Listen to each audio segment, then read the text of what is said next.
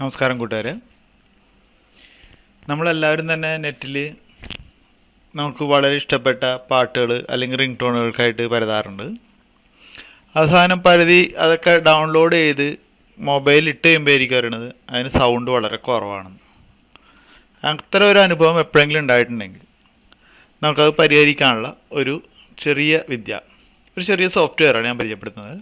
അതിൻ്റെ പേരാണ് free audio editor എന്ന്. എങ്ങനെയാണ് ഉപയോഗിക്കുന്നത് എന്ന് നോക്കാം.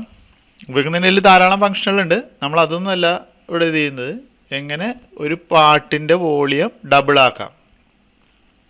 നമ്മൾ ആദ്യം ചെയ്യേണ്ടത് ഫയൽ ഓപ്പൺ ചെയ്യുക. സോഫ്റ്റ്വെയർ ഓപ്പൺ ആക്കിയിട്ട്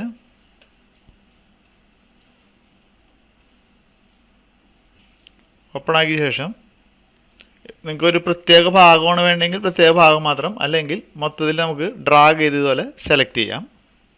അല്ലെങ്കിൽ ആവശ്യമുള്ള ഭാഗം മാത്രം ക്ലിക്ക് ചെയ്ത് നമുക്ക് സെലക്ട് ചെയ്യാം. അതിനുശേഷം എഫക്റ്റ് എന്നതിൽ വരിക.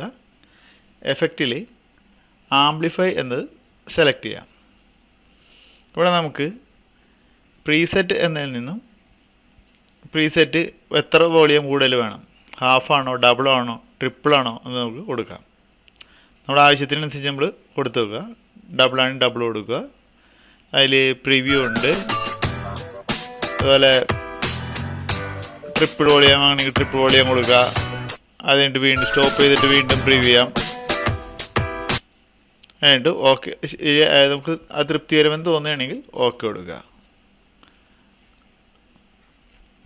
അതിനുശേഷം അത് നമുക്ക് സേവാസിൽ പോയിട്ട് ഫയൽ സേവ് ചെയ്യാം. MP3 ആയിട്ടോ വേവായിട്ടോ അങ്ങനെ ഏതൊരു ഫോർമാറ്റിൽ വേണമെങ്കിലും സേവ് ചെയ്യാം. അതിന് നമ്മുടെ മൊബൈലിലേക്ക് മാറ്റിക്കഴിഞ്ഞാൽ സൗണ്ട് കൂടിയിട്ടുണ്ടാകും.